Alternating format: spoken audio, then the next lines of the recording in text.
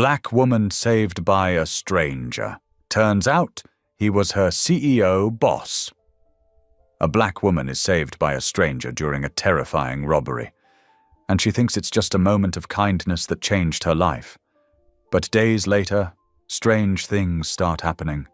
Her debts vanish. Her work suddenly gets approved. Doors that were always closed swing open. Someone is protecting her from the shadows. Then she discovers the truth. The stranger who saved her is her cold, powerful CEO boss, and he didn't just save her life, he's been quietly controlling it. Now she's trapped between gratitude and anger, between safety and dignity. Because she didn't want a savior, she wanted respect. So when she pulls away and risks everything to stand on her own, the world turns against her. Was his help love or control? Can she protect her future without losing her heart? And when the man who saved her becomes the man who could break her, will she walk away to save herself, or stay and fight for something bigger than both of them? I'd love to know. Where are you watching from? Type it down below, and while you're here, subscribe so you'll always catch the next story. The rain fell steadily over the city streets, creating shimmering pools under the yellow glow of streetlights. Nia Rowan pulled her thin jacket tighter around her shoulders as she walked home from her second job at the cafe. Her feet ached from hours of standing, but a small smile played at the corners of her mouth. The doctor's news about her mother's extended treatment had given her a spark of hope she desperately needed. Puddles splashed beneath her worn sneakers as she made her way through the familiar blocks. The weather had cleared the sidewalks of the usual evening crowd, leaving only the occasional umbrella-wielding pedestrian hurrying past. Despite her exhaustion, Nia's mind raced with calculations. How the extra shifts would help cover the new treatment timeline, whether she could pick up additional hours at the tech firm where she worked during the day. As she turned onto Harrison Street, the streetlight ahead flickered, casting uncertain shadows. Two figures emerged from the darkness of an alley. Nia's steps faltered as they moved directly into her path. Her heart began to pound as she noticed their tense postures and partially hidden faces. "Hey, lady," one of them called out, his voice rough. "Give us your bag." Nia's throat went dry. Her feet seemed rooted to the wet pavement as they advanced. The larger of the two produced something that glinted dully in the weak light, a knife. Her muscles tensed, but terror held her frozen in place. "Please," she managed to whisper, clutching her bag closer. It held her laptop with all her work files, her mother's prescription receipts, everything she couldn't afford to lose. Just as the men were about to reach her, a tall figure stepped between them. He moved with quiet confidence, his broad shoulders forming a protective barrier between Nia and her would-be attackers. Though he faced the thieves, when he spoke, his voice was gentle and directed at her. "Stay behind me," he said softly. "You're safe now." The calm authority in his voice helped Nia draw her first real breath since the confrontation began. She could only see his back, straight and steady in a dark coat, but his presence seemed to fill the whole street. To the thieves, his tone changed, becoming firm and commanding. "You don't want to do this. Walk away now." The smaller man shifted uncertainly, but his partner raised the knife. "Mind your own business, man."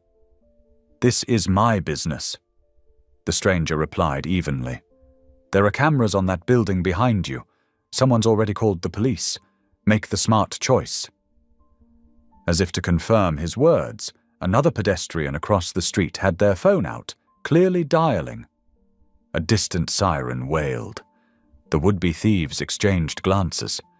The smaller one grabbed his partner's arm. "Come on, man. It's not worth it." After a tense moment, they backed away and ran, disappearing into the darkness between buildings. Nia's legs suddenly felt weak. She swayed slightly, and the stranger turned, steadying her with gentle hands on her shoulders. His face was kind, with concerned eyes that studied her carefully. "Try to take deep breaths," he instructed softly. "You're safe now. Just breathe." Nia nodded, focusing on drawing air into her lungs. The rain had soaked through her jacket, and she realized she was shivering. Without hesitation, the stranger shrugged off his coat and draped it over her shoulders. The warmth of it seemed to help ground her back in reality. "Thank you," she managed finally, her voice shaky but genuine. "I don't know what would have happened if you hadn't—" "No need to think about that," he interrupted gently. "Would you like me to call someone for you?" Nia shook her head, pulling his coat closer. "I live just a few blocks away. I'll be okay." She looked up at him, trying to memorize his features in the dim light. "I don't even know your name." The sound of approaching sirens grew louder, and blue lights began to flash at the end of the street. When Nia turned back from glancing at them, the stranger was already moving away, his steps quiet despite his size. "Wait," she called, but he merely raised a hand in farewell as he disappeared into the rainy night, leaving Nia standing under the streetlight. She was still trembling slightly, but the warmth of his coat and the memory of his calm presence wrapped around her like a shield. The police cars pulled up, and as an officer approached to ask if she was all right, Nia hugged the borrowed coat closer, feeling strangely comforted by this brief connection with someone who had chosen to help a stranger in need. The rain continued to fall, but its rhythm felt different now, less threatening, more like a gentle reminder that even on the darkest streets, there were still good people willing to stand between others and harm. Nia touched the soft fabric of the coat, her heart rate finally returning to normal as she prepared to tell the officers what had happened. The morning sun filtered through Nia's bedroom window, casting warm patches across her tangled sheets. She winced as she sat up, her muscles protesting from the tension of the previous night. The memory of those terrifying moments on the dark street corner made her shiver, but something else lingered too. The calm strength of the stranger who'd stepped between her and danger. Nia's feet found her worn bedroom slippers, and she padded to the small corner of her room, where she kept her mother's old prayer shawl draped over a chair. Kneeling down, she closed her eyes and took a deep breath. "Thank you, Lord, for watching over me last night," she whispered. "Thank you for sending someone to help when I was scared." Her voice caught slightly. "And please keep Mama strong through her treatments." The familiar routine of getting ready for work helped settle her nerves.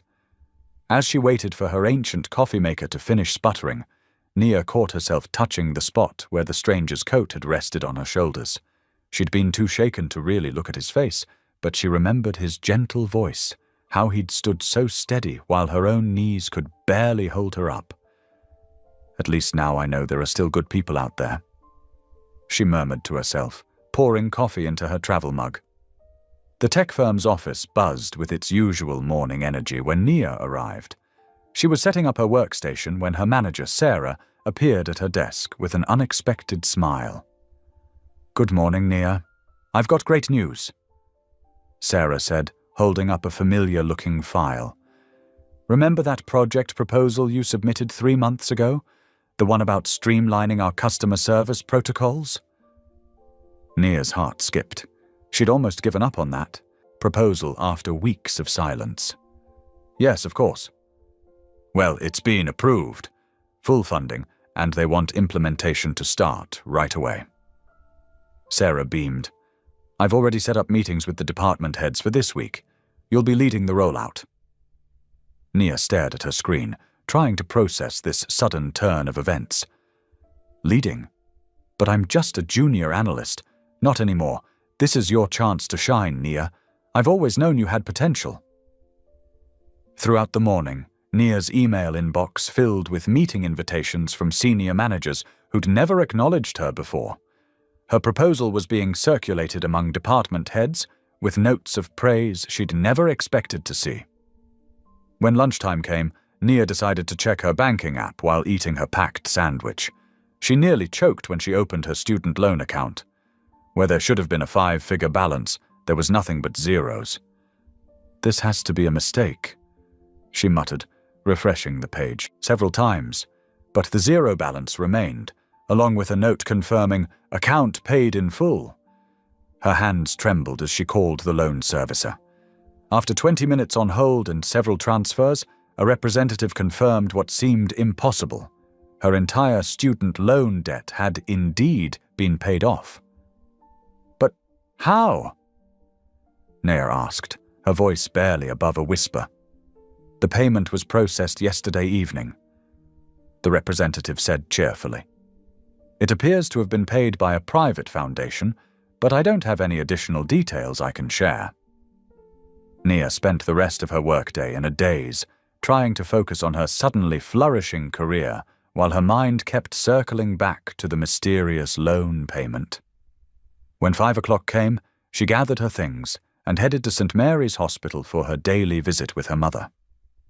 The familiar antiseptic smell hit her as she walked through the sliding doors. But something felt different. The usual weight of worry about mounting. Medical bills seemed lighter somehow. "Miss Rowan!" called out Mrs. Thompson, the elderly volunteer who always worked the information desk. "The billing office asked me to flag you down if I saw you. They need to speak with you." Nia's stomach clenched. Had they found another billing error? Another insurance denial? She took the elevator to the 3rd floor, rehearsing in her head how she'd negotiate another payment plan. But the billing specialist's face held no bad news. Instead, she smiled warmly and handed Nia a printed statement. "I'm pleased to inform you that your mother's account has been paid in full," she said, "including all pending charges for her extended treatment plan." Nia gripped the edge of the desk. That's not possible. We're talking about thousands of dollars." "It's all here in black and white," the specialist said, pointing to the statement. "Paid in full yesterday evening." Nia's legs felt wobbly as she made her way to her mother's room. She found her mum sitting up in bed, looking stronger than she had in weeks, working on a crossword puzzle. "Baby girl, you look like you've seen a ghost," her mother said, patting the bed beside her. Nia sank down onto the mattress, her eyes welling up. "Mama, I don't understand what's happening. First last night, with that stranger helping me, and now today, everything's just falling into place like a blessing." Her mother finished softly, taking Nia's hand. "Sometimes God works in ways we don't expect, baby. Sometimes he sends angels in all sorts of disguises." Later that night, Nia lay in bed, her mind too full for sleep. The fear from last night's attack felt distant now, overshadowed by the cascade of miracles that had followed. Her career suddenly advancing, her crushing student debt vanishing, her mother's medical bills disappearing. It was too much to be coincidence. She turned onto her side, pulling her blanket closer. A strange mix of gratitude and uncertainty filled her chest. Everything she'd been struggling with for so long had been resolved in less than 24 hours.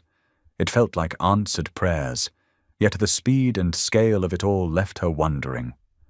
Sleep finally began to creep in, and Nia's last conscious thought was a quiet prayer of thanks, for safety, for provision, and for the mysterious stranger who'd seemed to set it all in motion. The morning sun streamed through the office windows as Nia settled at her desk, her fingers hovering over her keyboard. Something felt different today. The usual morning chatter seemed to include her name more often, and when she walked past the break room, several senior managers had actually nodded in her direction. "Hey, Nia," called Marcus from accounting, waving a paper in his hand. "Just saw your cost analysis for the Miller project. Really solid work there." Nia blinked in surprise. She'd submitted that report 3 months ago, and it had vanished into the corporate void without a whisper. Oh, thanks, Marcus.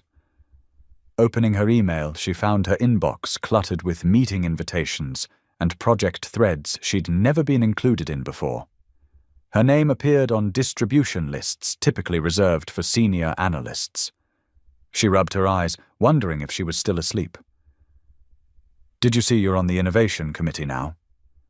Her cubicle neighbor, Jenny, leaned over with an impressed smile. That's usually just for team leads. Nia's stomach tightened. None of this made sense. First the loans, then the hospital bills, and now this sudden visibility at work? She took a deep breath, trying to ground herself. The morning passed in a blur of unexpected acknowledgements and surprising inclusions. By lunchtime, Nia had been invited to 3 strategy meetings and copied on 2 executive summaries. She was organizing her notes for the afternoon project review when the conference room door opened and conversations stopped mid-sentence. Everett Klein, the CEO, walked in.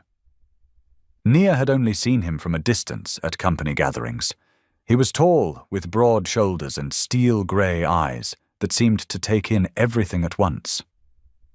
Something about his presence tugged at her memory, but she couldn't place why. Please, continue, he said, taking a seat at the back of the room. His voice was deep and measured. Throughout the meeting, Nia presented her section on market analysis, hyper-aware of his steady gaze. When she finished, he asked 2 precise questions about her methodology, nodded at her answers, and remained silent for the rest of the session. As everyone filed out, Nia overheard whispers, "He never comes to mid-level meetings. Must be something big brewing." Back at her desk, Nia's hands trembled slightly as she typed. The weight of unexpected attention pressed on her shoulders. She'd worked hard for years, done everything right, stayed late, came in early. But this sudden spotlight felt unearned, almost uncomfortable. By 5 o'clock, her head was spinning. She gathered her things, needing the comfort of familiar walls and quiet prayers. The church was only a few blocks away, and her feet carried her there automatically, seeking sanctuary. The evening service had ended, but a few faithful lingered in the pews. Sister Pauline sat in her usual spot, her silver hair catching the light from stained glass windows.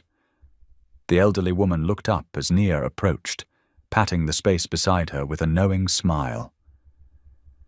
"Something's troubling you, child," Sister Pauline said. It wasn't a question.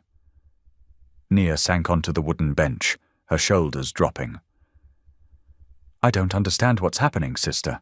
It's like someone waved a magic wand over my life. My mother's medical bills, my student loans, and now at work." She twisted her hands in her lap. "It feels too good to be true." Sister Pauline's wise eyes crinkled at the corners. "The Lord works in mysterious ways, dear one, but he also gave us discernment for a reason. What do you mean? Blessings are meant to be received with gratitude," Sister Pauline said, her weathered hands folding carefully in her lap.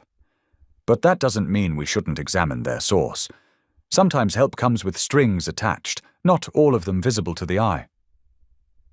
Nia thought about the CEO's penetrating gaze, the sudden doors opening at work, the mysterious disappearance of her debts. How do I know what's a genuine blessing and what's something else? "Start with prayer," Sister Pauline advised gently. "And remember, true blessings bring peace, not just relief. If your spirit is unsettled, there might be more to understand." They sat together in comfortable silence, the church's ancient walls holding space for Nia's churning thoughts. Through the windows, the sky had turned dusky purple, stars beginning to peek through. "Thank you, sister," Nia finally said, standing to leave. "I'll pray about it." "That's right, child. And remember, you don't have to have all the answers today. Sometimes clarity comes in its own time." Walking home, Nia lifted her face to the evening air. "Lord," she whispered, "if these are your blessings, help me receive them with grace, and if they're not, give me wisdom to see clearly." High above in a corner office overlooking the city, a tall figure stood at the window, watching a small form make its way down the twilight streets. But Nia, wrapped in her thoughts and prayers, never thought to look up. The morning sun streamed through the glass walls of the modern office building as Nia made her way to the break room, her mind busy with the details of her latest project. The past few days had felt surreal, like someone had pressed fast forward on her career while she wasn't looking. Her footsteps slowed as she approached the break room, hearing voices drift through the partially open door. "Special instructions from the top regarding Rowan's work," a man's voice said. Nia froze mid-step, her hand hovering over the door handle.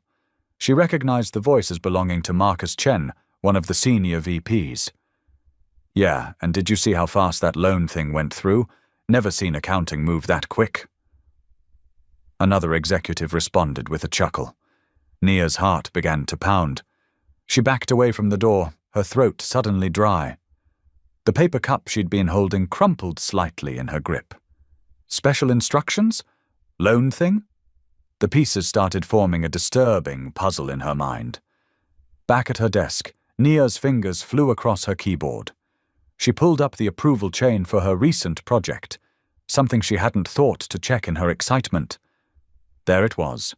Final sign-off from the CEO's office, dated just hours after the night of the robbery. She dug deeper, looking at the timestamps on her newly granted system access permissions. All of them traced back to early morning requests from executive leadership. Her hands began to shake. This wasn't coincidence. This wasn't blessing. This was intervention. The quarterly all-hands meeting was scheduled for that afternoon. Nia sat in the back row of the large conference room, barely hearing the financial updates and team achievements being discussed. Her eyes were fixed on the tall figure standing at the podium, Everett Klein, CEO of the company. She studied his face, his stance, the way he held himself. How had she not seen it before? The same broad shoulders that had stood between her and danger that night. The same deep voice that had spoken calm words while she tried to remember how to breathe. The same quiet authority that had made two armed men back away. Memories crashed over her like waves. The coat he'd draped around her shoulders. The gentle way he'd asked if she was all right. The mysterious disappearance before she could thank him properly. Her laptop screen blurred as tears threatened to form. Gratitude warred with confusion and hurt in her chest. Yes, he'd saved her life, but then he'd proceeded to reshape it without her knowledge or consent. Every blessing she'd thanked God for had been orchestrated by a man who apparently thought he could play puppet master with her life. The meeting ended, and Nia watched Klein gather his things, chatting easily with board members. He looked so normal, so professional, not at all like someone who'd been secretly pulling strings behind the scenes of an employee's life. Her fingers trembled as she opened her email. She had to know why, had to understand what gave him the right to intervene so thoroughly in her life without even telling her who he was. The cursor blinked at her as she composed a message. "Mr. Klein, I would appreciate a few minutes of your time for a private meeting at your earliest convenience. It's regarding some recent changes to my project status and financial matters. Regards, Nia Rowan." She hit send before she could second-guess herself. The response came less than 5 minutes later. "Available. At 4 p.m. today, if that works for you, my office. EK." The next 2 hours were the longest of Nia's life. She stared at spreadsheets without seeing them, attempted to read emails 3 times before understanding their content, and jumped every time someone walked past her desk. Her mind kept circling back to that rainy night, replaying every detail with new understanding. At 3:45, Nia stood in the women's restroom, studying her reflection. The face that looked back at her was composed, professional, but her eyes held questions she wasn't sure she wanted answered. She straightened her navy blazer, touched the small cross necklace at her throat for courage, and took a deep breath. "Lord, give me wisdom," she whispered. "Help me understand." The executive floor was quiet when she stepped out of the elevator. The plush carpet muffled her footsteps as she approached the CEO's corner office. His assistant's desk was empty, probably gone for the day. The glass door bore his name in simple letters: Everett Klein, Chief Executive Officer. Nia's hand hovered over the door handle. Through the glass, she could see him standing at the window, his back to the door, looking out over the city. The same position he'd been in that night, standing between her and harm.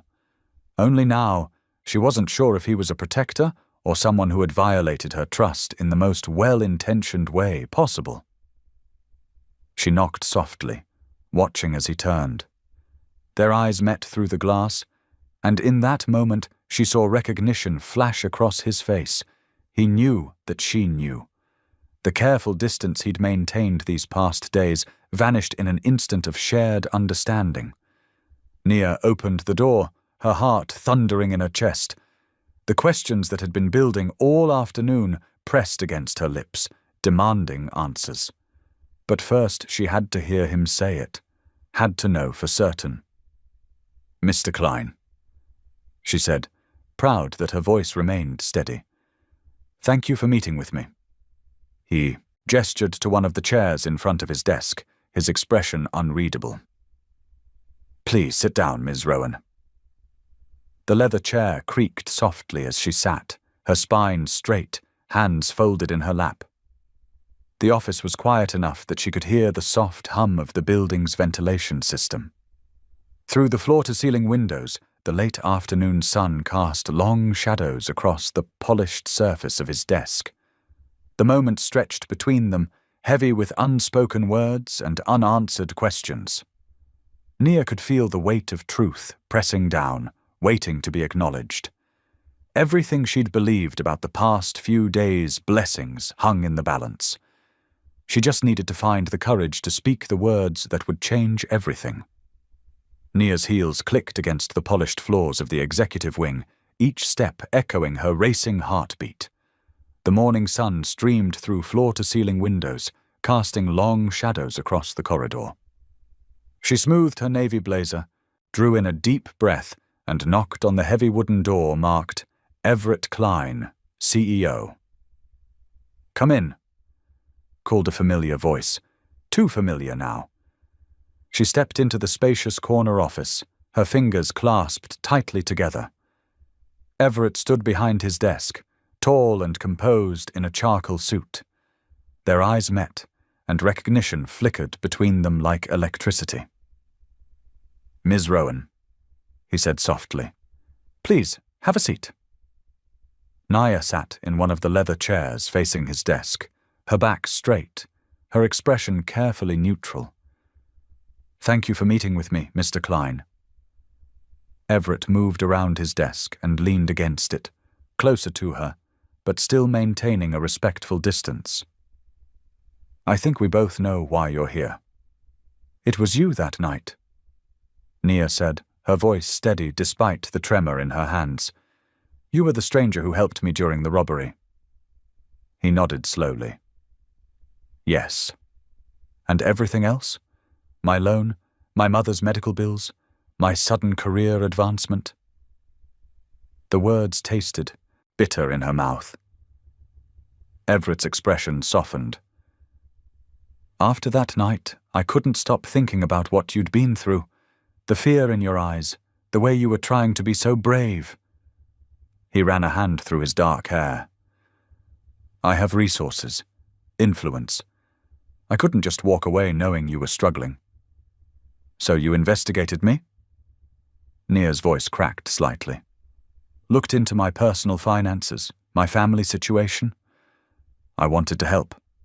"Without asking me?" Nia interrupted, her carefully maintained composure beginning to slip. "Without giving me any choice in the matter?" Everett straightened, his brows furrowing. "I thought, that's exactly it," Naya said, rising from her chair. "You thought, you decided, you acted, all without considering how it would make me feel to have someone puppet master my life from the shadows." She took a steadying breath, fighting back tears. "Do you know what it's like to be a black woman in corporate America? To have to work twice as hard just to be seen as competent?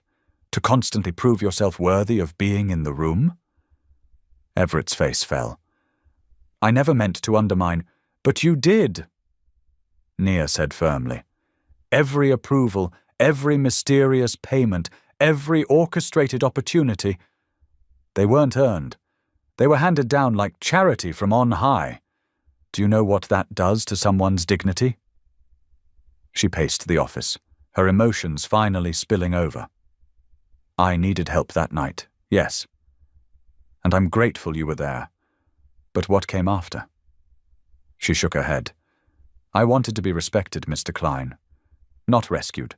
I wanted to be seen as a professional woman capable of handling her own life, not some damsel in distress waiting for a wealthy benefactor." Everett stood silent, his usual confidence wavering. "I'm sorry," he said finally. "I thought I was protecting you. Protection shouldn't feel like control." Nia replied softly. "And kindness shouldn't come at the cost of someone's self-respect." She walked to the door, then turned back. "I'll be submitting a formal request to have my projects reassigned through the proper channels. Whatever opportunities come my way, I want to know I've earned them fairly." "Ms. Rowan," Everett called as she reached for the door handle. "Nia, please, thank you for your time, Mr. Klein," she said firmly, and left the office. The walk to her desk felt endless. Colleagues smiled and waved, but their friendly gestures now felt hollow, tainted by the knowledge that none of it was real. She managed to maintain her composure through the rest of the workday, focusing on her tasks with mechanical precision. That evening, she sat at her small desk at home, carefully typing out the formal request for project reassignment. Her hands trembled as she detailed her reasons, all professional, all proper, revealing nothing of the morning's confrontation. When the email was sent, the emotions she'd been holding back all day finally broke free. Nia sank onto her couch, wrapped her arms around herself, and let the tears fall. She cried for her wounded pride, for the dreams that now felt tarnished, for the helping hand that had turned into a puppet string. But beneath the tears, a steel core of determination remained. She would rebuild her career the right way, step by earned step. She would stand on her own 2 feet, even if those feet shook sometimes. And she would never again let anyone, no matter how well-meaning, take away her right to choose her own path. As the sun set outside her window, Nia wiped her eyes and whispered a quiet prayer, not for help this time, but for strength. She was exhausted, heartsore, and uncertain about tomorrow, but she was also sure of one thing. Her dignity was worth more than any amount of easy answers or comfortable solutions. She got up, made herself a cup of tea, and began reviewing job listings on her laptop. Whatever came next, it would be on her own terms. The path ahead might be harder, but it would be hers to walk, one independent step at a time. The morning sun cast long shadows through the office windows as Nia stood outside her manager's door, taking a deep breath to steady herself. Her hand hesitated for just a moment before knocking, her knuckles making a firm, decisive sound against the wood.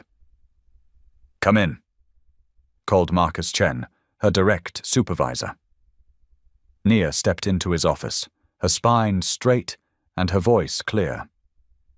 "I need to discuss my current project assignments," she began, settling into the chair across from his desk.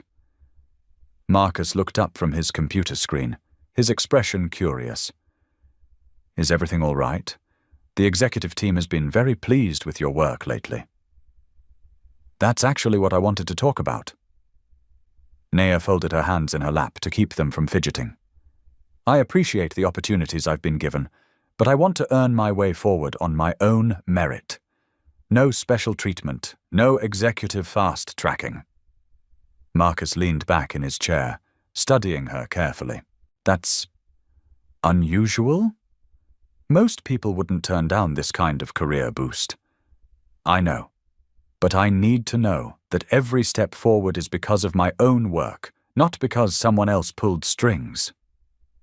Nia's voice remained steady, though her heart was racing. I'd like to be assigned projects through normal channels, just like everyone else. Well, Marcus said slowly, we do have a challenging analysis project for the West Coast expansion. It's understaffed and behind schedule. Most people are trying to avoid it, actually. I'll take it, Nia said immediately, and I'll deliver results without any special resources or intervention. That afternoon, Nia sat at her desk surrounded by scattered papers and spreadsheets, her computer screen filled with complex data sets.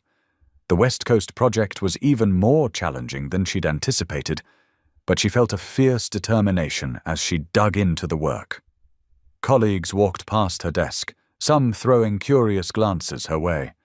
She could hear the whispers about her sudden rise and equally sudden step back from the spotlight. But Nia kept her eyes on her screen, focused entirely on the task at hand. As evening approached and the office began to empty, Nia remained at her desk. Her coffee had long gone cold, but she barely noticed as she pieced together patterns in the market analysis data. The cleaning staff arrived, vacuuming around her desk as she continued working. When she finally packed up her things at 9 o'clock that night, her eyes were tired, but her spirit was strong. On her walk home, she passed the corner where Everett had saved her that rainy night. The memory no longer filled her with confusion. Instead, it strengthened her resolve. At home, Nia pulled out her journal, a simple leather-bound book that had been her confidant through many challenges. She settled onto her small couch, wrapped in her favorite blanket, and began to write. Dear God, thank you for giving me the strength to stand up for myself. Today, it would be so easy to accept the help, to take the easier path. But I know that true growth comes from facing challenges head-on. Her pen moved steadily across the page as she poured out her thoughts and prayers. The next morning, Nia arrived early at the office, determined to make progress before the daily meetings began. She noticed immediately that her access to certain executive resources had been removed, exactly as she'd requested. Instead of feeling disappointed, she felt relieved. Throughout the day, she faced small but telling changes. Meeting invitations that had flooded her calendar last week stopped appearing. Some colleagues who had suddenly become overly friendly now returned to their previous professional distance. But others, particularly those who had worked with her before all the changes, showed a new respect in their eyes. During the team status meeting, Nia presented her initial findings on the West Coast project. Her voice was clear and confident as she outlined the challenges and her proposed solutions. She noticed Marcus nodding approvingly as she handled difficult questions without hesitation. That evening, as she worked late again, she caught a glimpse of Everett walking past the glass walls of the office. Their eyes met briefly, and he gave her a small, understanding nod before continuing on his way. There was no interference, no special treatment, just professional respect. In her journal that night, Nia wrote, "Sometimes the hardest thing is turning down help, even when you know it's the right thing to do. But my worth isn't measured by who helps me or what advantages I'm given. It's measured by the strength I find within myself, by staying true to my principles even when it would be easier not to." The next few days fell into a challenging but satisfying rhythm. Nia arrived early each morning, tackled the complex project requirements head-on, and stayed late when needed. She reached out to colleagues for information. Through proper channels, built relationships through genuine interaction rather than executive mandate, and slowly began to see real progress in her work. Some nights doubt would creep in as she wrote in her journal. Was she foolish to turn down such valuable help? But then she would remember Sister Pauline's words about discernment, about understanding the difference between a blessing and a test of character. "Dear God," she wrote one evening, "thank you for helping me see that sometimes saying no to help is saying yes to growth. My path may be harder this way, but it's truly mine. Every step forward, every small victory belongs completely to the person you created me to be." During team meetings, Nia noticed that people began to truly listen when she spoke, not because of any executive backing, but because her insights were valuable and her work was solid. The respect she earned felt fundamentally different from the attention she'd received before. It felt real, earned, and lasting. Even when she hit roadblocks or faced resistance, Nia maintained her composure. She documented everything meticulously, worked through problems systematically, and kept her focus on delivering results rather than seeking recognition. Each evening, her journal entries became a mixture of professional reflection and spiritual grounding. "Today was hard," she wrote one night, "but hard doesn't mean wrong.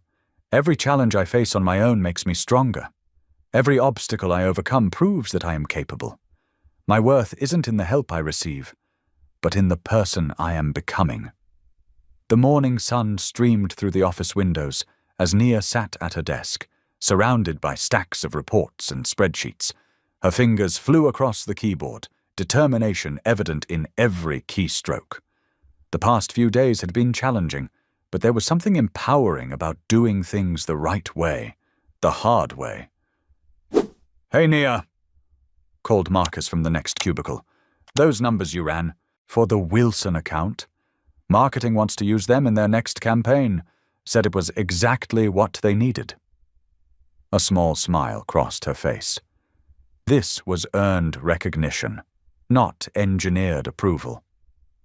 "Thanks, Marcus. Let them know if they need any additional breakdowns." Throughout the morning, similar moments accumulated like tiny victories. Team members began stopping by her desk again, this time with genuine questions about her methodology. The whispers about special treatment had faded, replaced by quiet appreciation for her work ethic. During lunch, Nia sat alone in the break room, reviewing a particularly complex dataset while eating her sandwich. She didn't notice Janet, the head of community outreach, watching her with interest. "Mind if I join you?" Janet asked, sliding into the seat across from her. Nia looked up, surprised. "Of course not." Janet set down her coffee cup, studying Nia thoughtfully. "I've been following your work on demographic analysis. The way you break down neighborhood patterns is impressive." "Thank you," Nia replied carefully, remembering times when praise had come with hidden strings. "We're launching a new initiative," Janet continued. "Working with community centers in underserved areas, helping them use data to apply for grants and improve services. We need someone who understands both the numbers and the human element." She paused. "Would you be interested in helping lead the project?" Nia's heart skipped a beat. This was exactly the kind of meaningful work she'd always wanted to do. But she had to ask, "Why me?" Janet smiled. "Because you're good at what you do, and because I've watched how you handled yourself these past few days. That kind of integrity is rare." Tears pricked at Nia's eyes, but she blinked them away. "I would love to help," she said softly. "Wonderful. We'll set up a proper meeting next week to discuss details." Janet stood, then added, "This came through normal channels, by the way. No special approvals needed." After Janet left, Nia sat back in her chair, feeling a warmth spread through her chest. This was what real achievement felt like. Earned through merit, not manufactured by intervention. Meanwhile, in his top-floor office, Everett Klein stood at his window, absently watching the city below. His assistant had just delivered a report detailing the community outreach initiative. Seeing Nia's name listed as project lead stirred something in him. Pride, but also a deeper understanding that humbled him. He thought back to that rainy night, how instinctively he'd wanted to protect her. In the days that followed, he'd wielded his power like a shield, trying to build walls against any harm that might come her way. But now he saw how that impulse, however well-intentioned, had been its own kind of violation. Everett walked to his desk and sat heavily in his chair. On his computer screen, a photo from the company directory showed Nia's professional headshot. Her smile confident, her eyes direct. He remembered how that smile had dimmed when she confronted him about his interference, how her voice had trembled with controlled anger as she demanded her dignity back. "Mr. Klein?" His assistant poked her head in. "The board meeting starts in 5 minutes. He nodded, gathering his papers, but his mind stayed on the lesson he was learning. All his life, he'd equated power with protection. His wealth, his position, his influence. These were tools he'd used to fix problems, to shield people, to make things right. But watching Nia these past few days had shown him something different. In the elevator heading to the conference room, Everett remembered how she'd walked into work that first morning after their confrontation. Head high, shoulders back, ready to start over from scratch. He'd seen real strength then, not in displays of power, but in the quiet dignity of someone choosing their own path. Throughout the day, subtle reports reached him about Nia's work. She'd stayed late, completing a difficult analysis. She'd helped a junior colleague understand a complex report. She'd spoken up in a department meeting with insights that changed the project's direction. Each story showed him what he'd almost smothered with his misguided protection. As evening approached, Everett found himself thinking about love. Real love, not the controlling impulse he'd mistaken for it.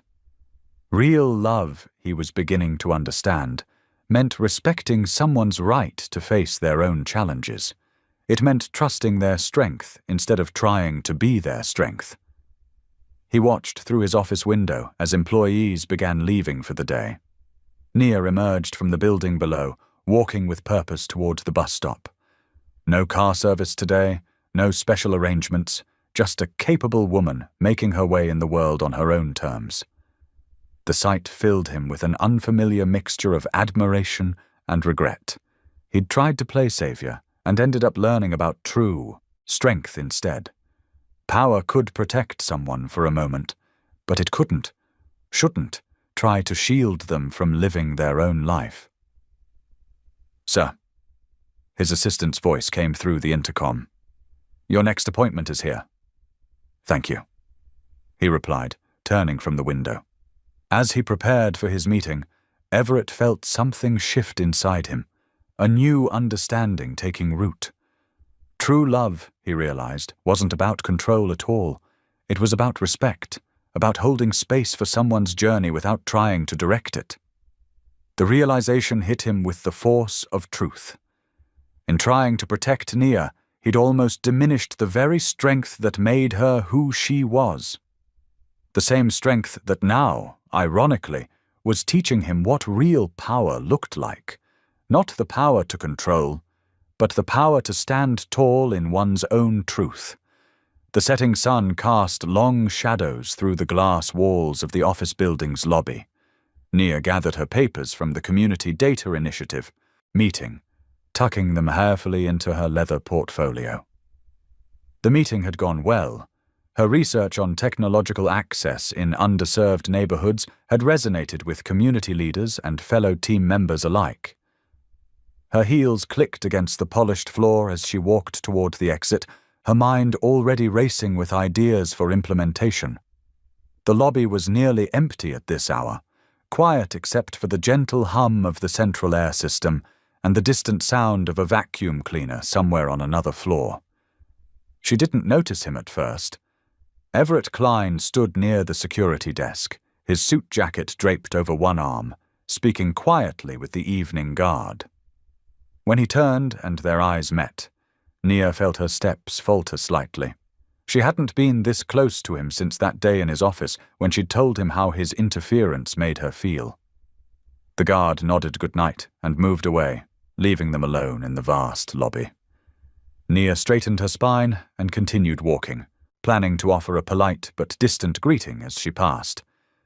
But Everett took a small step forward, his expression both earnest and uncertain.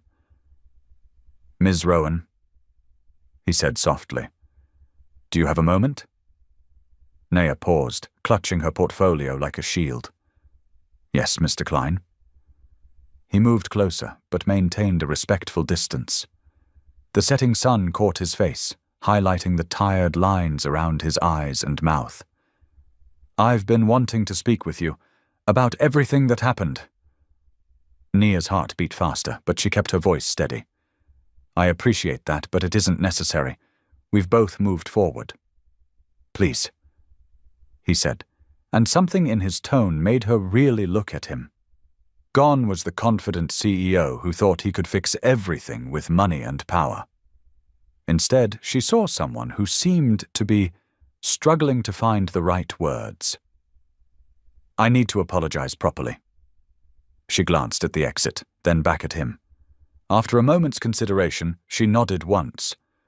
"I was wrong," he began, his voice low and sincere. "Not about wanting to help. I'll never regret stepping in that night. But everything after." He shook his head. "I confused protection with control. I thought I could make everything better by throwing money and influence at the situation. I didn't stop to consider how that would affect you, your dignity, your sense of self." Nia listened, her grip on her portfolio loosening slightly. The sun had dipped lower, painting the lobby in shades of amber and gold. "These past few weeks," he continued, "watching you work, truly work, on your own terms, has taught me something important, about strength, about respect." He met her eyes directly. "You don't need anyone to clear your path. You're more than capable of making your own way." "Yes," Nia said quietly. "I am." She took a deep breath, feeling some of the tension she'd been carrying begin to ease. "But that doesn't mean I don't appreciate what you did that night. Stepping in when I was in danger, that was different. That was human kindness, not control." Everett nodded, relief flickering across his features. "I've watched you lead this community initiative. The way you listen to people, really hear their needs instead of assuming you know what's best for them. It's exactly what I failed to do with you." A small smile touched Nia's lips. "Sometimes the hardest part of helping others is remembering they need to help themselves too." "You've shown me that very clearly," he said, a hint of rueful humor in his voice. "Your resilience, your dedication to earning everything through your own merit, it's admirable and humbling." They stood in comfortable silence for a moment, the golden light fading to purple dusk outside. Nia felt the weight of their shared experience settle into something lighter, cleaner. "Thank you for the apology, Mr. Klein," she said finally. "I accept it." He inclined his head, understanding the boundaries still firmly in place. "Thank you for hearing me out, Ms. Rowan. Have a good evening." "You too." They moved apart naturally, Nia continuing towards the exit while Everett turned toward the elevators. As she pushed through the revolving door into the evening air, she felt different, not completely healed, but clearer. The conversation hadn't erased the past, but it had acknowledged it honestly. The street was quiet as she walked to her car, the first stars appearing in the darkening sky above. She thought about how far she'd come since that rainy night, not because of anyone else's intervention, but because of her own strength and determination. Yet she could also acknowledge that sometimes help came in different forms. The key was recognizing the difference between support and control, between assistance and interference. Reaching her car, Nia paused with her hand on the door handle. She could see Everett through the lobby windows, waiting for the elevator, his posture more relaxed than before. They had both learned something valuable from this experience. She had learned to stand firmly in her own worth, and he had learned that true respect meant allowing others to stand on their own. The elevator doors opened and he stepped inside, disappearing from view. Nia got into her car, placed her portfolio on the passenger seat, and sat quietly for a moment. The encounter had left her feeling surprisingly peaceful. Not everything was resolved, perhaps it never would be completely, but something had shifted. They had found a way to acknowledge the past while maintaining professional boundaries, to express gratitude and regret without becoming entangled. As she started her car, Nia thought about tomorrow's tasks, the community initiative, her regular projects, the countless small interactions that made up her daily work life. She would continue doing everything exactly as she had been, with dignity, with determination, and on her own terms. But now there was one less weight on her shoulders, one less uncertainty to navigate. The city lights were coming on as she pulled out of the parking lot, creating a gentle glow against the deepening twilight. She felt steady, centered, ready to face whatever came next, not because someone else had cleared the way, but because she knew her own strength. Nia first noticed the whispers during her morning team meeting, sideways glances, conversations that stopped when she walked by. The temperature in the office seemed to have dropped 10 degrees overnight. Sarah from marketing barely met her eyes when handing over the project files. "Here's what you asked for," she mumbled, hurrying away before Nia could thank her. Settling at her desk, Nia opened her email and felt her stomach clench. Subject line: Mandatory Ethics Review Meeting, 2 p.m. today. The message was formal, cold. It mentioned concerns raised about professional conduct and investigation of potential impropriety. Her hands trembled slightly as she set down her coffee cup. Through her office window, she could see small groups of co-workers huddled in discussion, some openly staring in her direction. The rumors had clearly spread fast. "Did you hear?" A voice drifted over from the break room. "They're saying she somehow got decline. Special treatment, project approvals, even money." Nia's chest tightened, but she forced herself to breathe slowly, remembering Sister Pauline's words about standing firm in truth. She opened her journal, the one where she documented every project decision, every approval, every step she'd taken to rebuild her career the right way. Her phone buzzed, a text from her mother. "Remember who you are, baby girl. Remember whose you are." Tears pricked at her eyes, but Nia blinked them back. She wouldn't give anyone the satisfaction of seeing her cry. Instead, she began methodically gathering her documentation. Project timelines, approval chains, meeting notes. Everything that proved she'd earned her position through merit alone. During lunch, she drove to her church, needing a moment of peace. The sanctuary was quiet, sunlight streaming through stained glass. Sister Pauline was there, arranging flowers at the altar. "Child, you look troubled," the older woman said, patting the pew beside her. Nia sank down, her professional composure cracking slightly. "They're saying I manipulated my way to success. That I used Mr. Klein somehow." Her voice caught.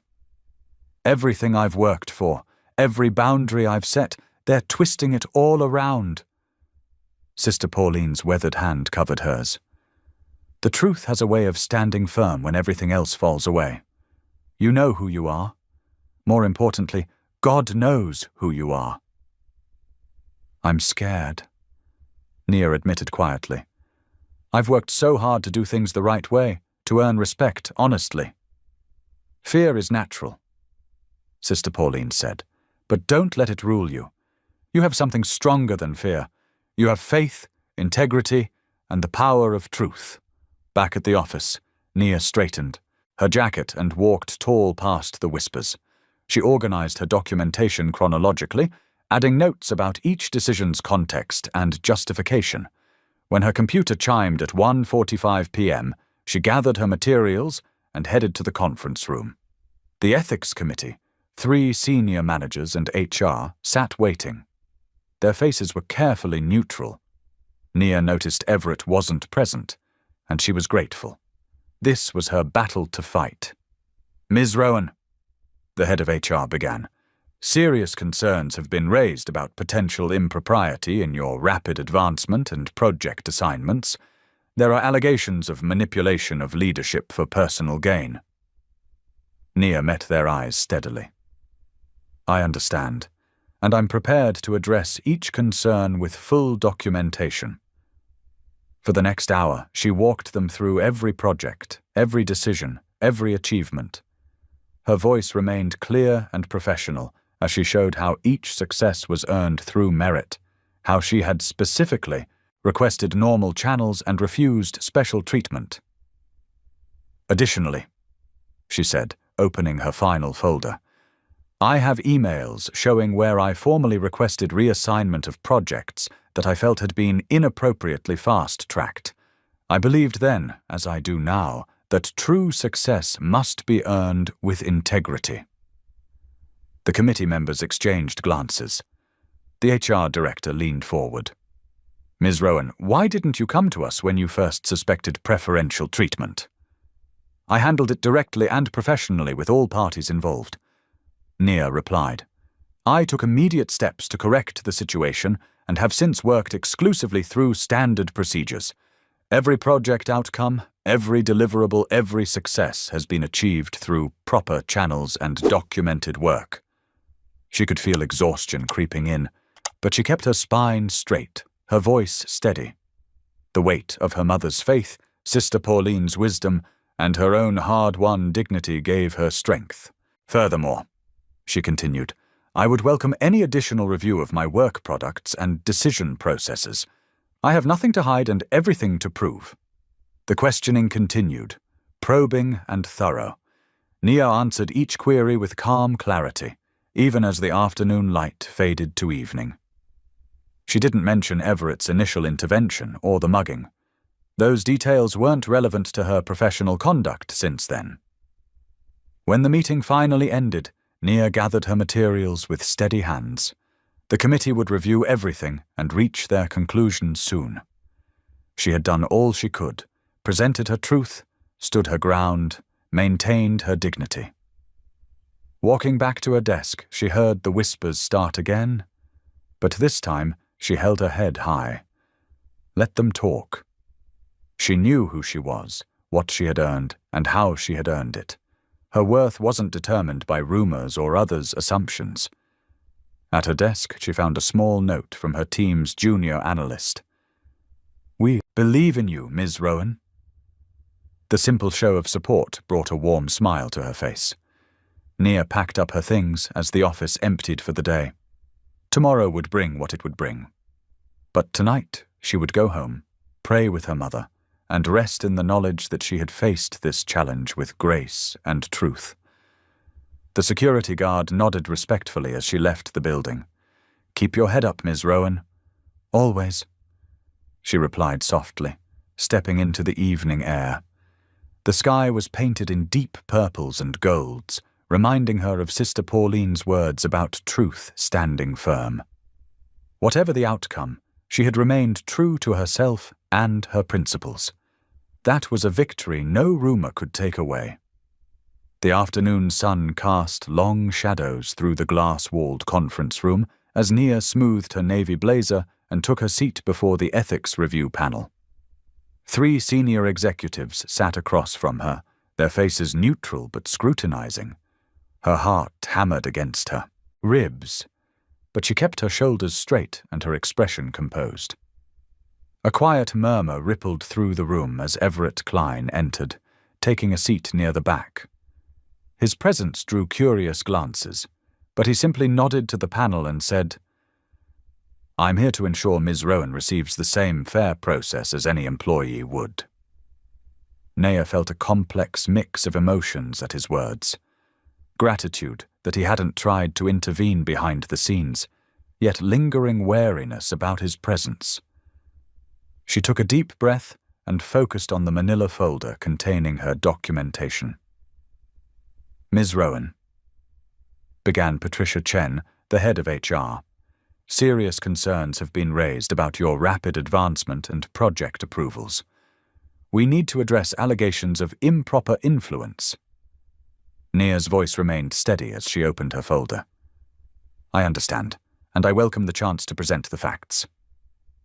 She pulled out her first document, a detailed timeline of her project submissions and approvals. "I'd like to start with my original proposal from 6 months ago." For the next hour, Nia methodically walked through her work history. She showed email threads documenting her original ideas, meeting notes revealing her consistent advocacy for underserved communities, and data proving the business value of her initiatives. Her hands trembled slightly as she handled the papers, but her voice grew stronger with each point she made. "The Community Data Initiative wasn't my idea alone," she explained, "but I recognized its potential because I've lived in these neighborhoods. I understand both the challenges and the opportunities." She gestured to a chart showing preliminary results. "The pilot program is already showing a 15% increase in community engagement." From his corner, Everett watched her presentation with quiet admiration. He saw how she'd built her case on facts and merit, requiring no intervention from him or anyone else. The whispers about favoritism fell flat against her clear timeline of accomplishments. One of the panel members, James Morton from Legal, leaned forward. "And what about the timing of your loan payoffs? That coincided with several project approvals." Nia met his gaze directly. "I was as surprised as anyone by those payments. I never requested special financial consideration, and I've since asked that all my projects be reassigned through standard channels." She pulled out another document. "Here are the emails documenting that request." The afternoon light had shifted to a warm, golden glow by the time the panel finished their questions. Nia's throat felt dry, but she'd answered everything with unwavering honesty. As the panel conferred in whispered tones, she closed her eyes briefly and said a silent prayer. Patricia Chen cleared her throat. "Ms. Rowan, we've reviewed all the evidence thoroughly. Your documentation clearly shows a pattern of consistent, high-quality work that predates any unusual approvals. Furthermore, your voluntary request to have projects reassigned demonstrates professional integrity." Nia's shoulders relaxed slightly as Patricia continued. "We find no evidence of improper influence. Your work stands on its own merit, and your name is cleared of all allegations." Relief flooded through Nia's body, but she maintained her professional demeanor as she thanked the panel. As people filed out of the room, several colleagues stopped to offer quiet congratulations. Everett caught her eye briefly and gave a simple nod of respect before leaving. The sun had set by the time Nia made it home. She changed into comfortable clothes and stepped out onto her small balcony, wrapping herself in a soft throw blanket. The city lights twinkled below as she sank into her worn patio chair, finally allowing herself to feel the full weight of the day. Tears slipped down her cheeks, not from sadness, but from sheer emotional exhaustion. She'd stood her ground, defended her work, and won fairly. Yet the victory felt hollow against the hurt of having her integrity questioned in the first place. Nia hugged her knees to her chest, looking up at the few visible stars peeking through the city's glow. The cool night air carried the distant sounds of traffic and life below. She thought about how much had changed in just a few weeks, the attack, the mysterious help, the revelation about Everett, and now this challenge to her reputation. Her mother had always told her that faith was tested not in easy times, but in moments of struggle. Nia understood that now more than ever. She'd relied on her faith to stay strong today, but trust felt more complicated. Trust in colleagues, in fairness, in her own judgment, all of it felt fragile and uncertain. The wind rustled the potted plants on her balcony as she wiped her eyes. The relief of being cleared competed with a bone-deep weariness. Hope had always been her anchor, the force that kept her working 2 jobs, pursuing her education, caring for her mother. But tonight, hope felt like a delicate thing, as tentative as the first green shoots pushing through soil in spring. She pulled her blanket tighter, watching the city lights blur through her tears. The victory was real, her name was cleared, but her heart still felt tender and uncertain.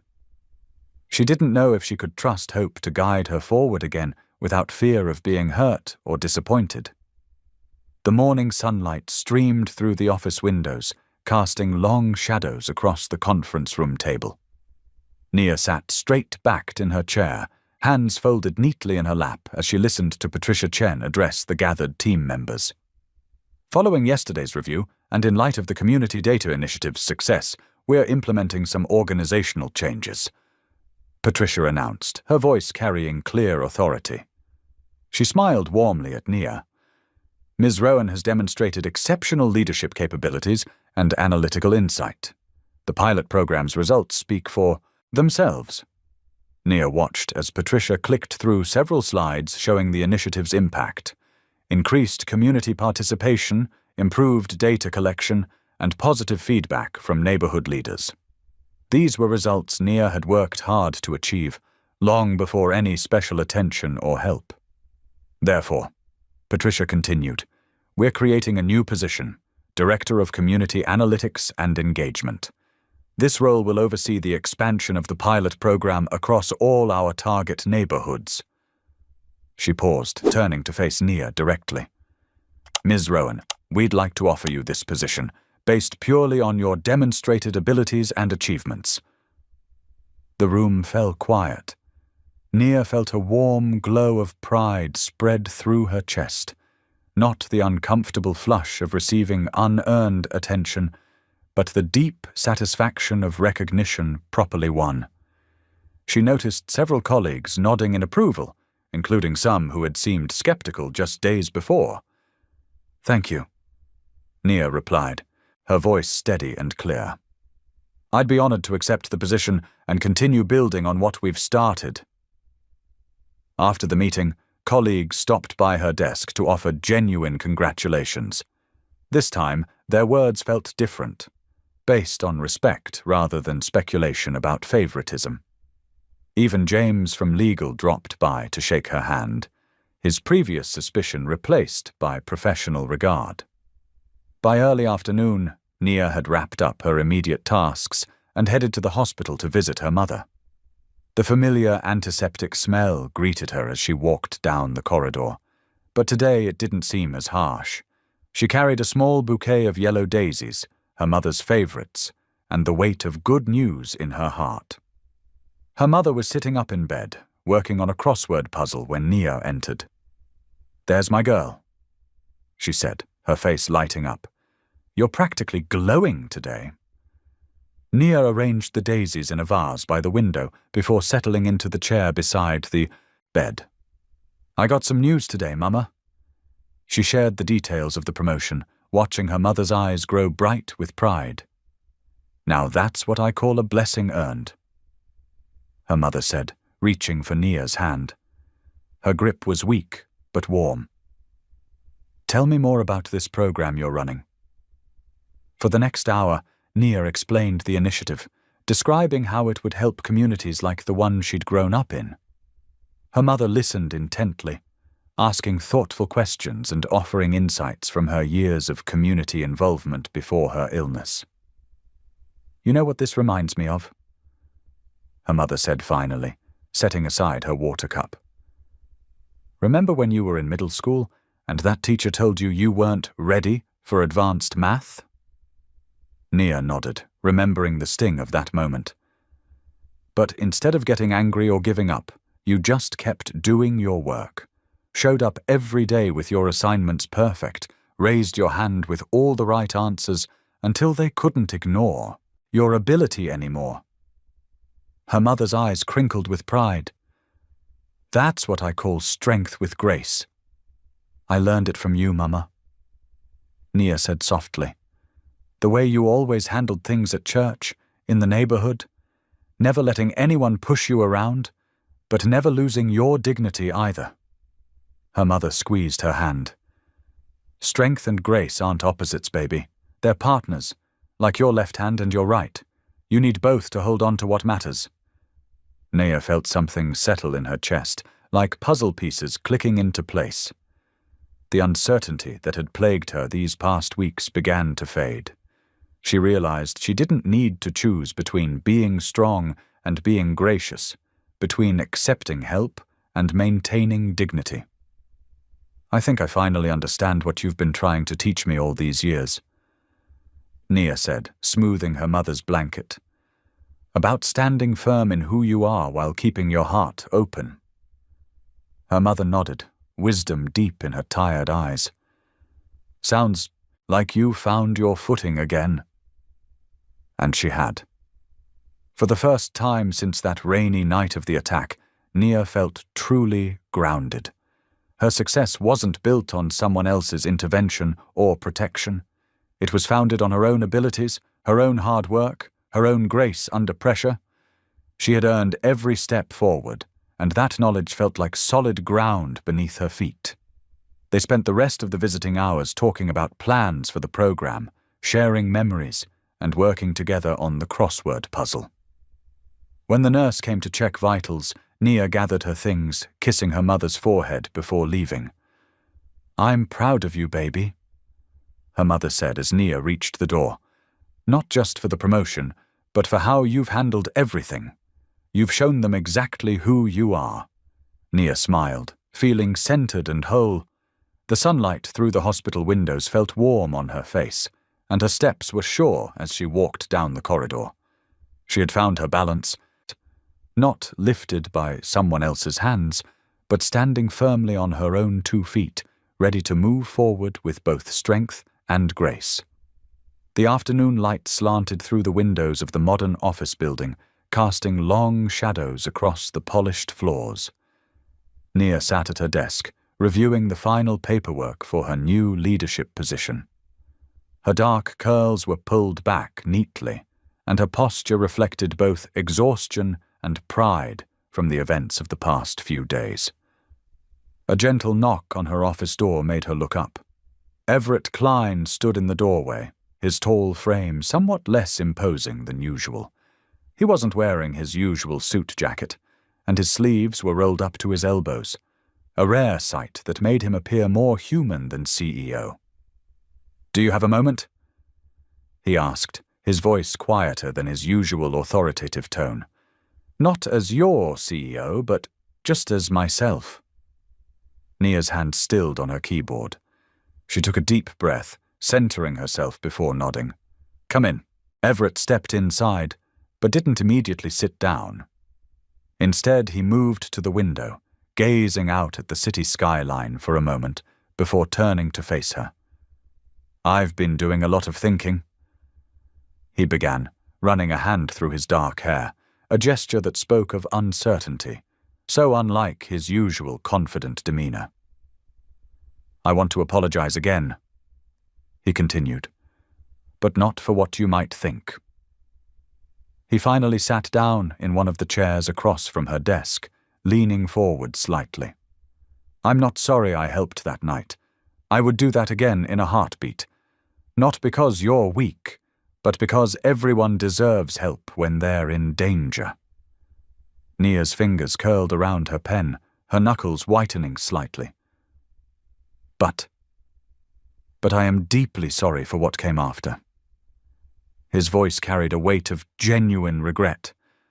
"I assumed I knew what was best for you. I thought because I had the power to make things easier, I should. I never stopped to ask what you wanted or needed. I treated you like someone who needed saving rather than someone who deserved respect." Nia sat back in her chair, studying him. The late afternoon sun caught the silver at his temples, highlighting the humility in his expression. "You made me feel powerless," she said quietly, like all my hard work meant nothing compared to one person's influence. Everett nodded, accepting her words without defense. I know, and watching you these past weeks, seeing how you've handled everything with such grace and strength, it's taught me something important about humility. He smiled slightly, but it was self-deprecating rather than confident. I thought I was being kind, but real kindness doesn't strip away someone's dignity. No, Nia agreed. It doesn't. You've taught me more about leadership in the past few weeks than I've learned in years of running this company, he admitted. Real leadership isn't about wielding power. It's about empowering others to stand in their own strength. Nia felt something shift in her chest, a loosening of the tension she'd been carrying since that first confrontation in his office. Thank you for saying that. I mean every word. His blue eyes met hers directly, no trace of his executive persona present. I'm not asking for anything. I just wanted you to know that your integrity, your determination to stand on your own terms, it's changed how I see things, how I see power, how I see strength. Nia was quiet for a long moment, considering his words. The honesty in them resonated with something deep inside her, the part that had been hurt not just by his actions, but by the assumption behind them. Here was a man with immense power, sitting in her office, admitting he had been wrong, not from a place of strategy, but from genuine understanding. I forgive you, she said finally, her voice clear and steady. The words didn't come from obligation or because of his position. They came from recognizing the truth in his humility, the genuine change in his perspective. Everett's shoulders relaxed slightly, though he hadn't seemed to realize they were tense. Thank you, he said simply, making no move to minimize or elaborate on her forgiveness. The late afternoon sun painted the office in warm golds and soft shadows. For a moment, they sat in comfortable silence, no longer CEO and employee, not victims of circumstance, just two people who had learned something valuable about strength, dignity, and the true meaning of helping others. Your new project starts tomorrow, Everett said finally, standing up. I look forward to seeing what you accomplish, on your own terms. Nia nodded, a small smile touching her lips. Thank you. For understanding that's what I needed all along. He returned her smile, ducking his head slightly in acknowledgement before turning to leave. At the door, he paused. You know, sometimes the strongest people aren't the ones who never need help. They're the ones brave enough to define how that help should look. And sometimes the wisest leaders, Nia responded, are the ones who can admit when they need to learn. The afternoon light slanted through the windows of the company cafeteria as Nia sat alone at her usual corner table, reviewing reports while eating her lunch. She glanced up briefly when a shadow fell across her papers, finding Everett standing there with his own lunch tray, his expression uncertain. May I join you? He asked simply. No trace of authority in his voice, despite his position as CEO. Nia considered for a moment, then nodded. Yes, you may. He settled into the chair across from her, careful to maintain a respectful distance. The cafeteria buzzed with activity around them, but their table felt like a quiet island amid the noise. I've been watching your work on the Community Data Initiative, he said, unwrapping his sandwich. The way you've structured the neighborhood outreach program is impressive. Thank you, Nia replied, noting how different this felt from their previous interactions. There was no power dynamic now, just two people sharing lunch and conversation. We're hoping to expand it to 3 more districts by next quarter. I'd like to hear more about that if you're willing to share. As Nia began explaining her vision for the project, she found herself relaxing slightly. Everett asked thoughtful questions, offering suggestions not as mandates, but as possibilities for her to consider. Their conversation flowed naturally into other topics.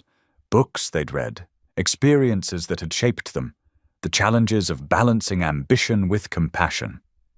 Over the next few days, their lunch conversations became a quiet routine. Sometimes they discussed work, but more often they shared pieces of themselves. Nia told him about her mother's ongoing recovery and her weekend volunteer work at the church. Everett opened up about losing his father young and learning to lead through observation rather than instruction. I watched my mother run our family business after Dad died, he shared one afternoon, stirring his coffee thoughtfully. She taught me that true strength isn't about controlling situations, but about empowering others to find their own way. Nia smiled softly. That sounds like a wise woman. She would have liked you, he said, then added quickly. Your independence, your principles, they remind me of her. During another lunch, Nia found herself describing her childhood dreams of making a difference in her community. I used to think change only came from big gestures, she admitted. Now I see it's in the small daily choices, treating people with dignity, standing firm in your values even when it's hard. Everett nodded, understanding in his eyes. I made the mistake of thinking resources could solve everything. You showed me that respect and agency matter more than any amount of help given without permission. Their conversations weren't always easy. Sometimes old hurts surfaced, requiring careful navigation. During one lunch, Nia directly addressed the aftermath of his intervention in her life. I felt so powerless when I discovered what you'd done, she said quietly. Not because you meant harm, but because my choices were taken away. Even good intentions can wound when they override someone's autonomy. Everett listened intently, his face showing genuine remorse. I've learned that protection without partnership is just another form of control, he acknowledged. I'm grateful you had the courage to tell me that truth. As days passed, their interaction evolved into something neither had expected, a friendship built on mutual understanding and respect. They began having coffee in the morning sometimes, sharing ideas about company initiatives or discussing books they'd both read. Their conversations were punctuated by comfortable silences, neither feeling pressured to fill every moment with words. One afternoon, they took their lunch to the small courtyard outside the building. The spring air was mild, and other employees dotted the space, enjoying the weather. Nia noticed that nobody gave their table a second glance anymore. Their lunches together had become a normal sight. I've been thinking about what you said last week, Everett said, about how change happens in small moments. It reminded me of something my mother used to say, that relationships are built the same way, one honest conversation at a time. Nia considered this, watching a pair of sparrows hop across the courtyard. I think she was right. Trust isn't earned in grand gestures. It grows in quiet moments of listening and understanding. Like these lunches, he offered with a small smile. Like these lunches. She agreed, returning his smile with a genuine one of her own. They settled into a comfortable pattern of sharing and listening. Some days they discussed serious matters, company policies that needed updating, community challenges that required innovative solutions. Other days, their conversations were lighter, favorite movies, childhood memories, funny stories about their daily lives. During one particularly open discussion, Nia shared her experience of being a black woman in corporate America. It's not just about policies or promotions, she explained. It's about being heard, being seen as a whole person, rather than a representation or a token. Everett listened intently, asking thoughtful questions and acknowledging his own learning journey. I appreciate you trusting me enough to share these perspectives, he said. It helps me be a better leader and a better person. Their evolving friendship became a model of mutual respect within the company. Others noticed how they collaborated now, not as superior and subordinate, but as equals bringing different strengths to their shared goals.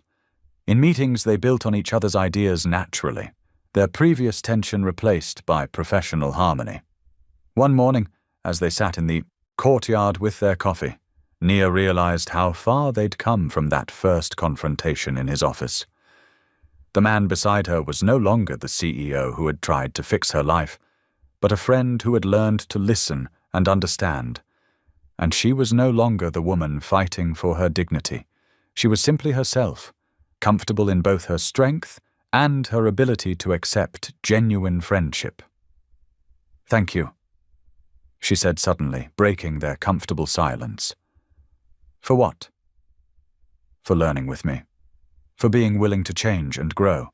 It's not easy to examine our assumptions and let them go." Everett nodded, understanding the weight of her words. "Thank you for giving me the chance to learn, for showing me that real connection comes from respect, not rescue." The morning sun warmed their faces as they sat quietly, two people who had found their way to authentic friendship through the careful work of listening, learning, and choosing to see each other as equals. Their story had shifted from one of power and resistance to one of mutual understanding and genuine respect. The evening sun cast long shadows across the community center's parking lot as Nia stepped out of her car. She smoothed her navy blazer and took a deep breath, savoring the crisp autumn air. The sound of lively chatter and music drifted from the building's open doors, where colorful balloons marked the entrance for the Neighborhood Data Initiative's first community celebration. As she walked towards the entrance, she spotted Everett's tall figure waiting near the door. He wore casual clothes instead of his usual business suit, dark jeans and a gray sweater that made him look more approachable. When their eyes met, he smiled warmly, but didn't move to help her with her laptop bag. He had learned. "Good evening," he said simply, holding the door. "Evening," Nia replied with a small smile, walking through. They had found this new rhythm over the past week, professional, friendly, but carefully, balanced, no rescuing, no overstepping. Inside, the community center's main hall buzzed with energy. Local families gathered around information stations where Nia's team had set up displays showing neighborhood statistics, improvement plans, and opportunities for involvement.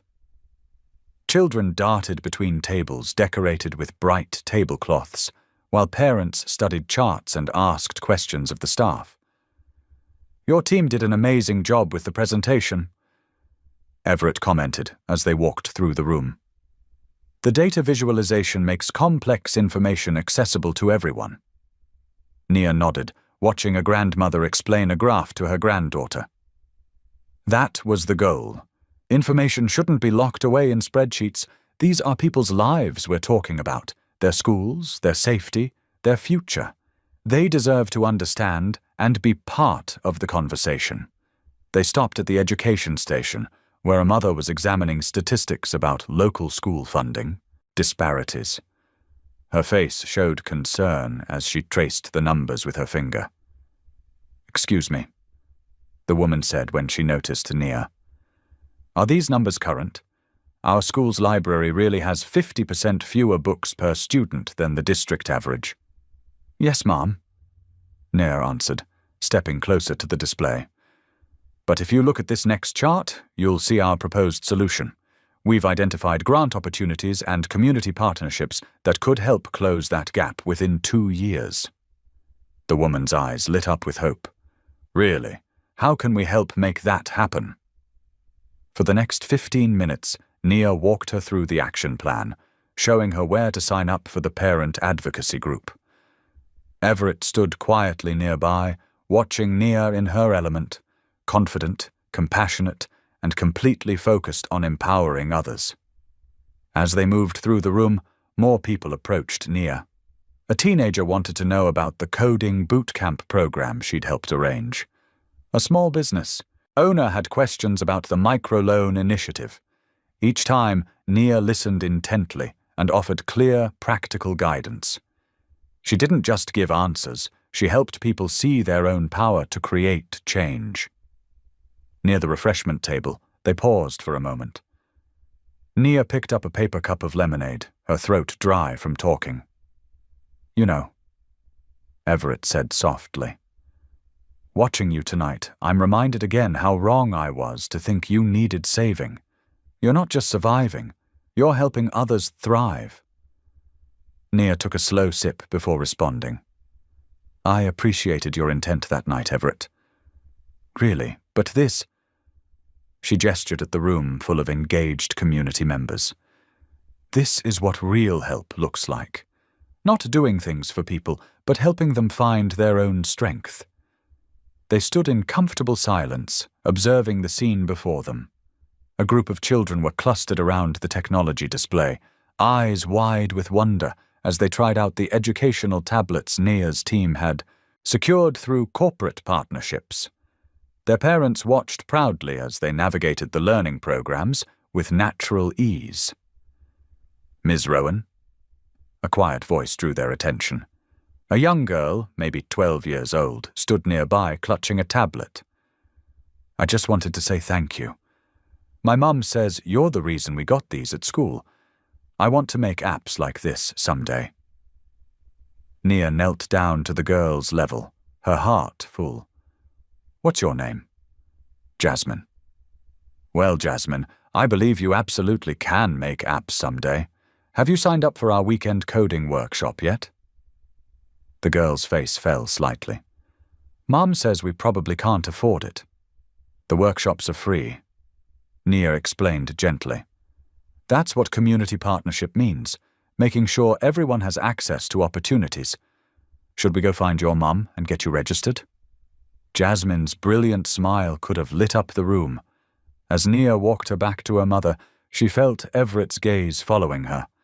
When she returned, he was shaking his head slightly, a look of admiration in his eyes. "What?"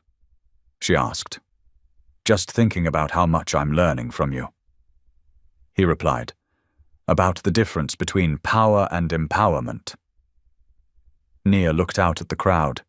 Parents signing up for programs, kids exploring new possibilities, neighbors connecting with neighbors. This was what she'd always wanted to create. Not a rescue operation, but a community rising together.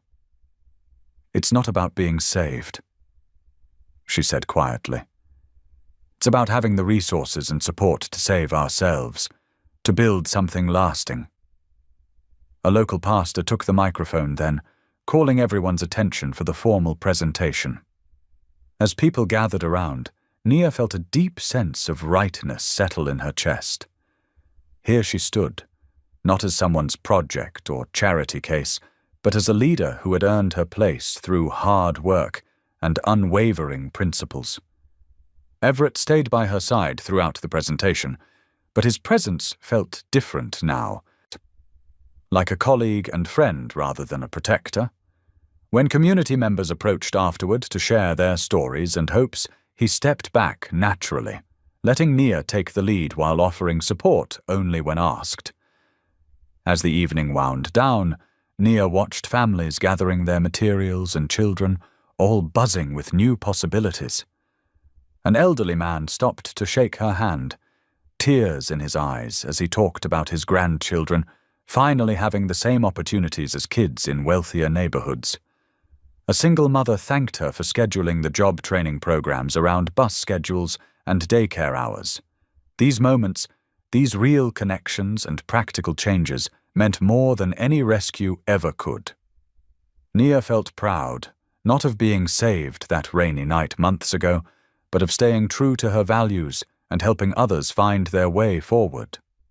She had turned a moment of vulnerability into a movement of strength, not by accepting help from above, but by building bridges across the community. Standing there in the warm light of the community center, watching people gather their hopes and plans to take home, Nia felt grounded in who she was. Not a damsel in distress, not a charity case, but a woman of purpose who had earned every step of her journey. Beside her, Everett stood quietly supportive, having learned to be present without overshadowing, to care without controlling. The evening air carried a gentle warmth as Nia stood beside Everett at the community center's outdoor gathering. String lights twinkled overhead, creating a soft glow that reminded her of stars. All around them, people mingled and chatted, their voices creating a pleasant hum of connection and purpose. Nia watched a young girl excitedly show her mother the coding project she'd created in one of the center's new tech programs. The girl's eyes sparkled with pride as she explained how she'd made the computer draw flowers on the screen. Her mother's face glowed with joy and wonder. "That's what it's all about, isn't it?" Everett said softly beside her. "Real change, one person at a time." Nia nodded, feeling a warmth spread through her chest. It's amazing what people can do when they're given a fair chance. She turned to look at him, noting how different he seemed from the powerful CEO she'd first known. Here, in this community space, he stood relaxed and open, his usual formal posture replaced by something more genuine. A local teacher approached them, extending her hand to Nia. "Miss Rowan, I can't thank you enough for the new computer lab. My students are thriving with the resources you helped bring in."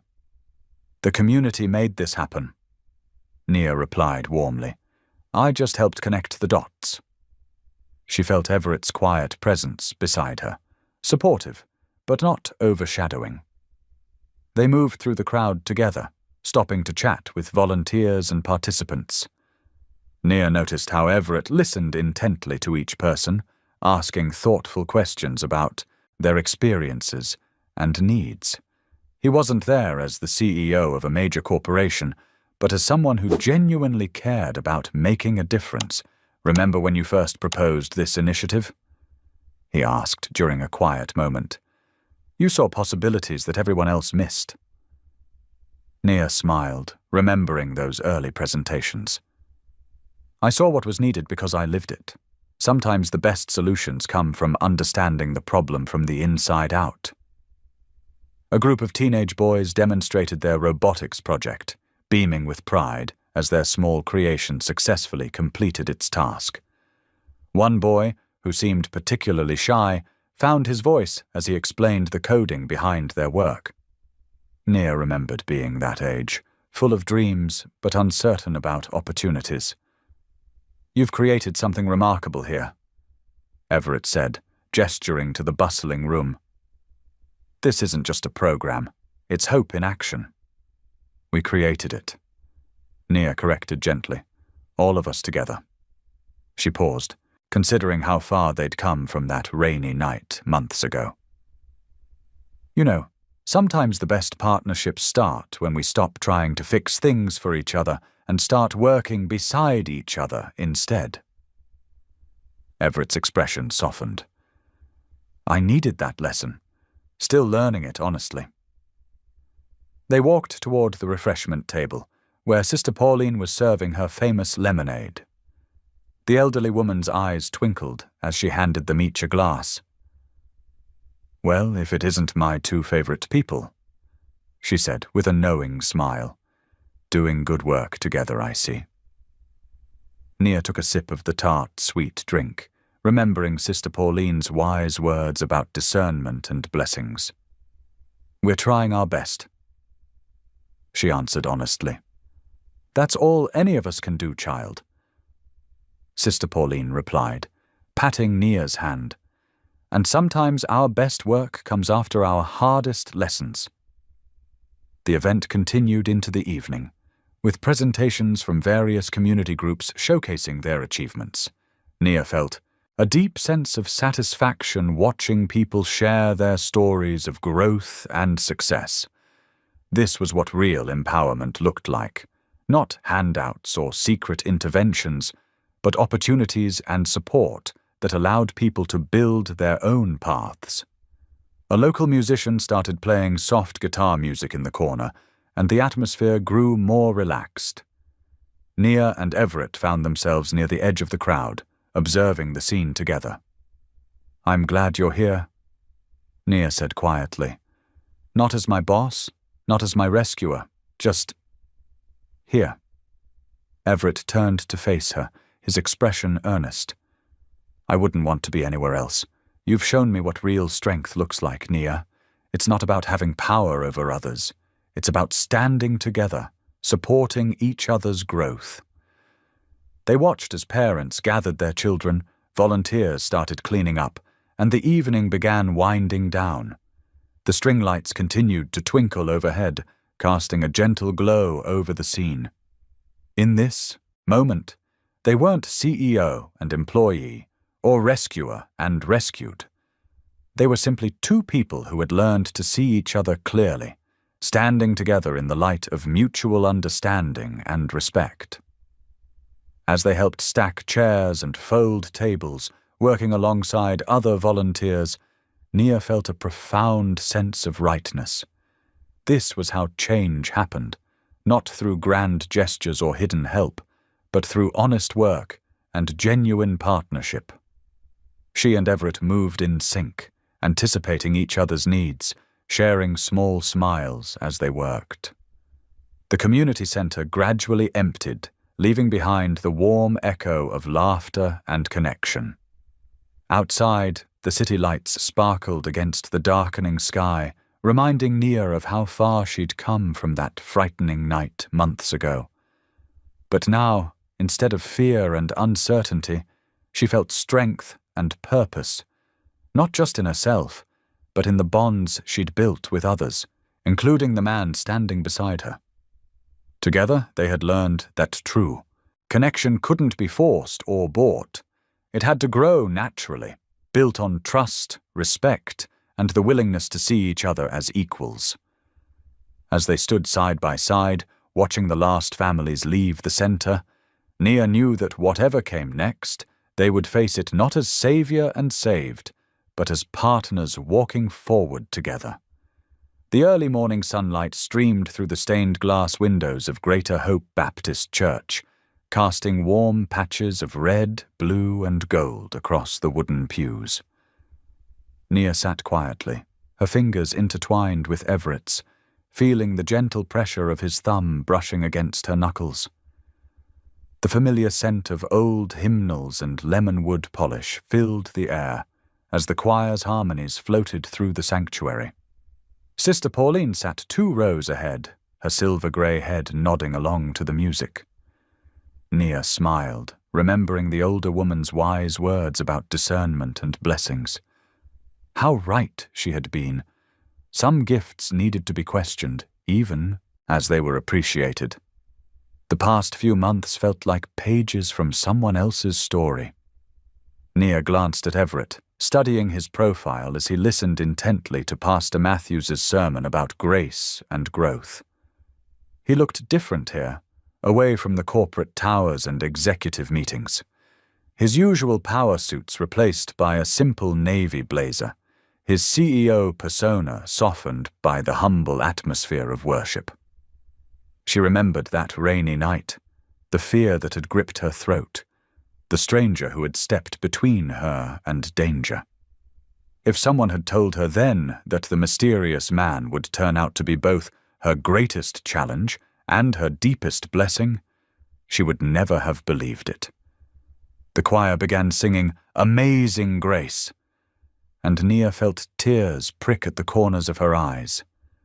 The lyrics spoke of being lost and found, but her journey had been about something else entirely. About being seen, truly seen, not as someone to rescue but as someone to respect. Everett must have sensed her emotion because he squeezed her hand gently. She squeezed back, grateful for how far they'd both come. He had learned that love couldn't be bought or arranged through executive orders. She had learned that accepting help didn't mean surrendering her dignity. As the congregation stood for prayer, Nia closed her eyes, feeling the solid warmth of Everett beside her. She thought about her mother, now recovering steadily, who had smiled knowingly when Nia had brought Everett to visit last week. Sometimes God's greatest gifts come wrapped in our greatest challenges. her mother had said, patting Everett's hand with maternal affection. The memory of those first difficult conversations in Everett's office seemed distant now. The hurt and anger she'd felt upon discovering his well-meaning but misguided attempts to orchestrate her life had transformed into something else. Appreciation for how he'd listened, really listened, when she stood her ground. After the service, they lingered in the fellowship hall, sharing coffee and conversation with other congregants. Sister Pauline approached them, her eyes twinkling with wisdom and warmth. "Well, well," she said, adjusting her purple hat. "Looks like somebody learned about the difference between helping and hovering." Everett chuckled, accepting the gentle ribbing with grace. "Yes, ma'am," he replied. "Some lessons are harder than others, but they're worth learning." Nia watched as he chatted easily with the church members. No trace of the controlling CEO who had once thought he could fix everything with his resources and influence. Here, he was just a man, standing beside the woman he cared for, letting her light shine on its own. They walked home together through the city streets, past the corner where their story had begun. The same buildings stood, the same traffic lights blinked, but everything else had changed. Nia no longer hurried through these streets with her shoulders tensed, looking over her shoulder. Instead, she walked with quiet confidence, her head held high. "Do you ever think about that night?" she asked, pausing at the intersection. Everett stopped beside her, his expression thoughtful. "Every day," he admitted. "But not because of the danger anymore. I think about how that moment led to all of this, to learning what real strength looks like." Nia nodded, understanding exactly what he meant. "I'd used to think strength meant handling everything alone," she said, watching a young mother push a stroller past them. "Now I know it's about knowing when to stand firm and when to let others walk beside you." They continued their walk, passing the cafe where she used to work evening shifts. The new manager waved through the window, and Nia waved back, remembering the exhaustion of working 2 jobs. Those days of constant struggle seemed like a lifetime ago, but she was grateful for them. They had shaped her, taught her resilience, showed her what she was capable of. "You know," Everett said as they approached her apartment building, "I used to think I could solve any problem if I just threw enough resources at it. Running a company can give you that illusion of control." "And now?" Nia asked, though she already knew the answer. "Now I understand that the greatest gift isn't in fixing things for people," he replied, his voice soft but certain. "It's in standing with them while they find their own way." They climbed the stairs to her apartment, where Sunday dinner was becoming a tradition. The smell of her mother's recipe for sweet potato pie wafted through the hallway. She'd baked it yesterday, wanting to share a piece of her heritage with Everett. Inside, sunlight filled her small but warm living space. On the wall hung her framed project proposal, the one that had succeeded on its own merits, not through behind-the-scenes manipulation. Beside it was a photo from the community center, where her data initiative had helped secure better resources for struggling neighborhoods. Nia moved around her kitchen, gathering plates and forks, while Everett poured them both glasses of iced tea. The easy domesticity of the moment struck her. How natural it felt to share this space, this life, with someone who had learned to love her without trying to control her destiny. "Thank you," she said suddenly, making him look up from where he was arranging napkins on her small dining table. "For what?" "For learning with me. For being willing to change. For seeing me. Really seeing me." Everett set down the napkins and crossed the kitchen to her. His eyes held the same gentleness she'd glimpsed that first night, but now it was deeper, tempered by understanding and respect. "Thank you," he replied, "for teaching me that love isn't about protection or provision. It's about presence, about walking together, even when the path gets difficult." Nia reached for his hand, feeling the strength in his fingers as they wrapped around hers. The touch was different. Now, not a rescue, not a shelter from the storm, but a sharing of equals, a choice made in freedom and mutual respect. Through her window, she could see the city stretching out before them, the same streets where she had once walked alone and afraid. Now she walked them with purpose, with dignity, with a partner who had learned to cherish her strength as much as her vulnerability. The morning's hymns still echoed in her heart as they sat down to share their meal, their hands joined in quiet prayer.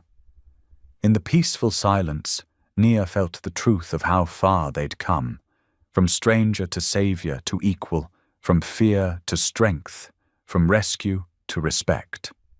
Their story had transformed into something beautiful, not because of grand gestures or dramatic changes, but through the quiet miracle of two people learning to see and honor the dignity in each other. This was what true love looked like. Not a fairy tale rescue, but a journey walked together in faith, truth, and mutual understanding.